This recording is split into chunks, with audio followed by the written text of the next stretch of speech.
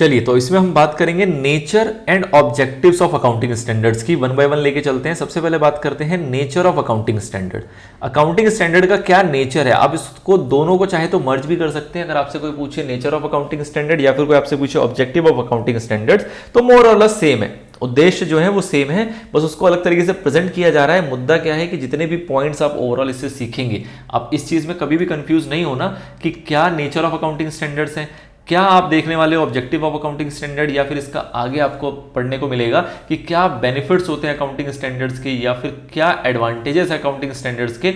मोर और लेस आपको कॉन्सेप्ट समझ में अगर आ गया, अगर आपको इसका कॉन्सेप्ट आपके दिमाग में फ्रेम हो गया है, तो कोई दिक्कत नहीं है। आपको कुल मिला के एक ही बात समझनी है कि भैया इसके फायदे क्या है, क्या हो क्या रहा है, अकाउंटिंग स्टैंडर्ड्स कर क्या रहा है। और आप देखेंगे जब इसको समअप करेंगे पूरे सारे कॉन्सेप्ट को, तो आप देखेंगे कि ओवरऑल सबके आंसर जो है वो एक ही दिशा में जा रहे हैं, वो अलग अलग नहीं जा रहे। तो आपको अलग अलग से कुछ भी यहाँ पे क्रैम करने की आवश्यकता नहीं है, कोई भी रट्टा मारने की आवश्यकता नहीं है। मोर और लेस आपने कॉन्सेप्ट समझ लिया तो आप अपने आंसर्स को अपने अकॉर्डिंग ही फ्रेम कर पाएंगे। ठीक है, तो इसलिए इन चीजों पे ना जाना कि यार नेचर की बात कर रहा है, ऑब्जेक्टिव की बात कर रहा है। आप देखेंगे तो इसके अंदर मोर और लेस सिमिलर से पॉइंट मिलेंगे।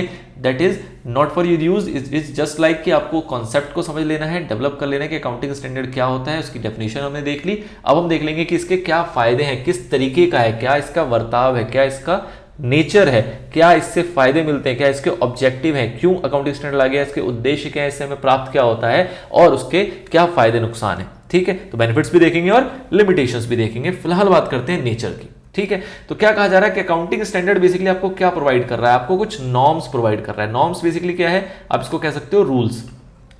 बेसिकली आपको क्या दे रहा है, कुछ नॉर्म्स दे रहा है, कुछ रूल्स दे रहा है। किस चीज के लिए? जो भी आपको पॉलिसीज और प्रैक्टिस अपनी अकाउंटिंग में डालने हैं। मतलब कि जब आप अकाउंटिंग करेंगे तो अकाउंटिंग करते वक्त आपको जिन भी पॉलिसीज है, जिन भी प्रैक्टिस को फॉलो करना है, वो आपको कौन प्रोवाइड कर देता है? अकाउंटिंग स्टैंडर्ड प्रोवाइड कर देता है। अब ये प्रोवाइड करने का बेसिकली मतलब क्या हुआ कि जब आप अकाउंटिंग करेंगे तो आपको ट्रांजैक्शंस को या आपके जो भी इवेंट्स है उसको किस तरीके से बुक्स में रिकॉर्ड करना है। क्योंकि हमारी कहानी कहां से शुरू हो जाती है? आइडेंटिफिकेशन से, आइडेंटिफिकेशन ऑफ ट्रांजैक्शंस। तो आइडेंटिफिकेशन ऑफ ट्रांजैक्शन से लेके फाइनेंशियल स्टेटमेंट्स तक इन ट्रांजैक्शन को किस तरीके से डील करना है, किस तरीके से रिकॉर्ड करना है, और किस तरीके से अल्टीमेटली आपको फाइनेंशियल स्टेटमेंट्स को डिस्क्लोज करना है, प्रेजेंट करना है, वो सारी बातें आपको कौन बता के चलता है? इन नॉर्म्स के द्वारा, इन रूल्स के द्वारा आपको बताई जाती हैं। This is number one. Number two, अब अगर ये सारी चीजें फॉलो होंगी और ये सारी चीज सभी लोग फॉलो करेंगे तो इससे आपको मिलेगा क्या कि आपका जो इफेक्ट ऑफ डाइवर्स है वो खत्म हो जाएगा। इफेक्ट ऑफ डाइवर्स देखो यहां पे भी है, ये बहुत इंपॉर्टेंट वर्ड है, ये आपका एक कीवर्ड एक तरीके से, कि ये मदद क्या कर रहा है? आपका इफेक्ट ऑफ डाइवर्स खत्म कर रहा है। मतलब कि एक ही देश में, एक ही जगह पे अलग अलग टाइप की अगर अकाउंटिंग पॉलिसीज फॉलो होगी तो जो आपके फाइनेंशियल स्टेटमेंट्स डेवलप होंगे, जो अकाउंटिंग इंफॉर्मेशन डेवलप होगी, वो सबकी अलग अलग जाएगी। आपकी यूनिफॉर्मिटी और कंपेरेबिलिटी वाला जो उद्देश्य है वो वहां पे हासिल नहीं हो पाएगा। तो इस इफेक्ट को रिमूव करने का बहुत हद तक काम करता है और अल्टीमेटली आपकी जो फाइनेंशियल स्टेटमेंट्स हैं उनको क्या बनाता है? ये कंपेरेबल बनाता है। जितने भी आपके फाइनेंशियल स्टेटमेंट्स हैं उनको कंपेरेबल बनाता है। अगर एक व्यक्ति, मैंने आपको पीछे भी बताया था, एक व्यक्ति एक टाइप के अकाउंटिंग प्रिंसिपल्स, अकाउंटिंग स्टैंडर्ड्स को फॉलो कर रहा है तो वो तो कंपेरेबल है ही, उसमें तो कोई दिक्कत ही नहीं है, उसका तो वो कंपेरेबल है, उसमें कोई भी दिक्कत वाली बात नहीं है। क्योंकि उसके जो स्टेटमेंट्स होंगे वो कंपेरेबल रहेंगे। क्यों? क्योंकि उसने जिस तरीके से 2024 में काम किया उसी हिसाब से 2025 में काम करेगा, उसी हिसाब से 2026 में काम करेगा। तो कोई बोले कि मेरे को 2026 के फाइनेंशियल स्टेटमेंट्स को 2024 के फाइनेंशियल स्टेटमेंट से कंपेयर करना है, दैट इज इजी, उसमें कोई बड़ी बात नहीं है। द पॉइंट इज कि कोई बोलता है कि मेरे को ABC लिमिटेड की फाइनेंशियल स्टेटमेंट्स को XYZ लिमिटेड के फाइनेंशियल स्टेटमेंट से कंपेयर करना है, वहां दिक्कत आएगी। क्यों? क्योंकि अलग अलग बिजनेस यूनिट अलग अलग टाइप की अकाउंटिंग पॉलिसीज और प्रैक्टिस को फॉलो कर रहे होंगे अगर स्टैंडर्ड्स नहीं होगा तो इसलिए अलग बिजनेस को एक जैसा करने के लिए, उसको कंपेरेबल बनाने के लिए अकाउंटिंग स्टैंडर्ड्स की आवश्यकता है। ये एक यहां पे आपको एक तरीके से अकाउंटिंग ट्रीटमेंट प्रिस्क्राइब कर देता है, आपको अलग अलग टाइप के यहां पे फॉर्मूले प्रोवाइड कर देता है। फॉर्मूले का मतलब क्या हुआ कि जैसे आपने पीछे पढ़ा था वैल्यूएशन ऑफ इन्वेंट्री।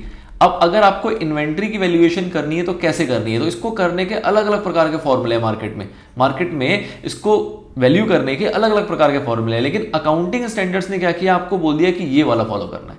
अब मुद्दा क्या है कि जब अगर आपको किसी भी ट्रीटमेंट के लिए 4-6 ऑप्शंस अवेलेबल होंगे तो हो सकता है कि कुछ लोगों को कुछ लोगों को ये वाला ऑप्शन अच्छा लगे, कुछ लोगों को सेकंड ऑप्शन अच्छा लगे, कुछ लोगों को थर्ड अच्छा लगे, कुछ लोगों को फोर्थ अच्छा लगे। अगर आपके ऊपर छोड़ दिया जाएगा तो आप अपने इच्छाओं के हिसाब से या अपनी राइट जजमेंट के अकॉर्डिंग आप डिसीजन लोगे और उसको फॉलो करोगे। लेकिन जब कोई थर्ड प्रोफेशनल बॉडी आ गई, उसने एक रूल बना दिया कि आपको ये फॉलो करना है, तो बात ही खत्म। फिर आपको सोचने विचारने का वहां पे कोई स्कोप छोड़ा ही नहीं गया। आपसे कहा गया कि भैया इसको फॉलो करना है तो इसको फॉलो करना है, this is the law, this is the law. तो आपको यहां पे आप कुछ सोचना ही नहीं है, आपको जो बताया गया वो फॉलो करना है। तो इसलिए यहां पे आपको कई ऐसी अकाउंटिंग ट्रीटमेंट जो है वो प्रिस्क्राइब कर दी जाती है, प्रोवाइड कर दी जाती है, जिससे आपको जितने भी आपके पास मेथड्स है, जितने भी आपके पास प्रैक्टिसेस हैं, उसमें से एक चुनने की झंझट खत्म हो जाए। आपको चुन के दे दिया गया कि भैया इसको फॉलो करना है, दैट्स इट।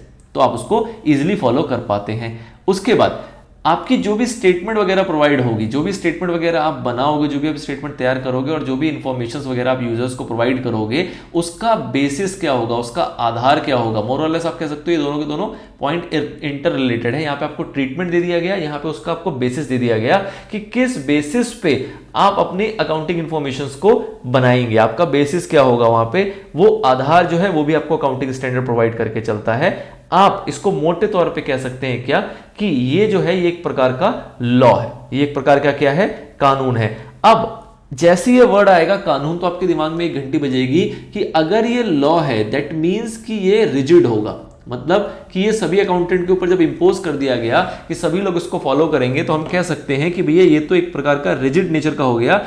इससे फ्लेक्सिबिलिटी खत्म हो जाएगी हमारी अकाउंट्स की, हमारी अकाउंटिंग की फ्लेक्सिबिलिटी खत्म हो जाएगी। अकाउंटेंट लोग अगर चाहेंगे कुछ और तरीके से काम करना तो वो नहीं कर पाएंगे, क्योंकि उनको इन लॉ को पालन करना पड़ेगा, इस लॉ को फॉलो करना पड़ेगा। और अगर किसी अकाउंटेंट को ऐसा लगता है कि इस लॉ में कुछ गलती है, तब भी उसको फॉलो करना पड़ेगा, क्योंकि ये तो हो गया रिजिड। तो आप इसको इस तरीके से ना समझे कि ये अकाउंटेंट के एरिया को रेस्ट्रिक्ट करने के लिए है। ये अकाउंटेंट के एरिया को रेस्ट्रिक्ट नहीं करता है, ये एक लॉ प्रोवाइड करता है, नो डाउट। बट ये जो लॉ है ये आपका फ्लेक्सिबल इन नेचर है। फ्लेक्सिबल इसको किस तरीके से कह सकते हो कि इस लॉ के अंदर भी कई टाइप की फ्लेक्सिबिलिटी दी गई है।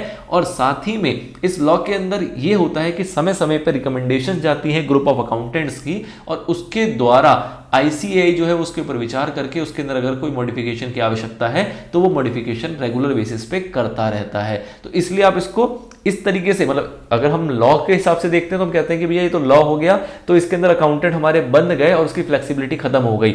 हम चाहते हैं फ्लेक्सिबिलिटी को खत्म करना, लेकिन उनके विचारों को रेस्ट्रिक्ट करने का इरादा अकाउंटिंग स्टैंडर्ड नहीं रखता।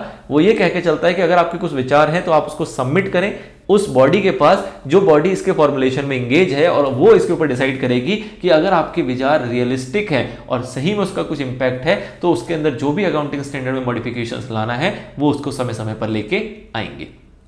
ठीक है सर, चलिए, तो दिस इज द नेचर कि अकाउंटिंग स्टैंडर्ड इस तरीके से आपका काम करता है। अब अगर हम बात करें कि ये जब हमने नेचर को समझा तो इसके मोर और लेस क्या आपके ऑब्जेक्टिव सामने आते हैं, क्या क्या चीजें आपको इससे ड्राइव होती है।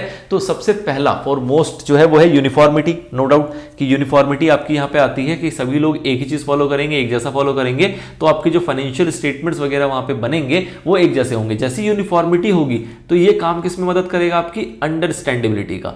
आपकी लोगों की अंडरस्टैंडिंग, जो भी यूजर्स हैं उनको अंडरस्टैंड करने में आसान होगा। क्यों? क्योंकि एक यूजर है वो इन्वेस्टर हो सकता है। सपोज एक यूजर है, ये मिस्टर ए, ये क्या हो सकता है, एक इन्वेस्टर हो सकता है जो कि चाहता है कि वो 6 अलग अलग कंपनियों में इन्वेस्ट करे। अब 6 अलग अलग कंपनियों में इन्वेस्ट करने के लिए उसको 6 अलग अलग कंपनी की क्या चाहिए, फाइनेंशियल स्टेटमेंट। अब ये कंपनियां दे तो देंगी, लेकिन अगर यहाँ पे स्टैंडर्ड्स नहीं होगा हमारी कंट्री में, तो ये फाइनेंशियल स्टेटमेंट 6 के 6 क्या होंगे, डिफरेंट होंगे। तो यूजर्स के लिए यहाँ पे कॉम्प्लेक्स हो जाएगा, अंडरस्टैंड करना थोड़ा सा मुश्किल हो जाएगा कि भैया किस में इन्वेस्ट करना है, क्योंकि जब वो अलग अलग इंस्टीट्यूशंस को कंपेयर करता है, अलग अलग एंटरप्राइजेस के फाइनेंशियल स्टेटमेंट को कंपेयर करता है, तब जाके वो डिसाइड करता है कि मुझे कहाँ इन्वेस्ट करना है और कहाँ इन्वेस्ट नहीं करना है, कहाँ ज्यादा इन्वेस्ट करना है और कहाँ कम इन्वेस्ट करना है। तो इस टाइप के डिसीजन कब ले पाता है, जब वो उसको कंपेयर कर पाता है। और कंपेयर कब हो पाएगा, जब वो उसको समझ पाएगा। और समझ कब पाएगा, जब वहां पे एक यूनिफॉर्मिटी मेंटेन होगी सभी इंटरप्राइजेस के द्वारा। तो this is the first and foremost objective की यूनिफॉर्मिटी मेंटेन करना।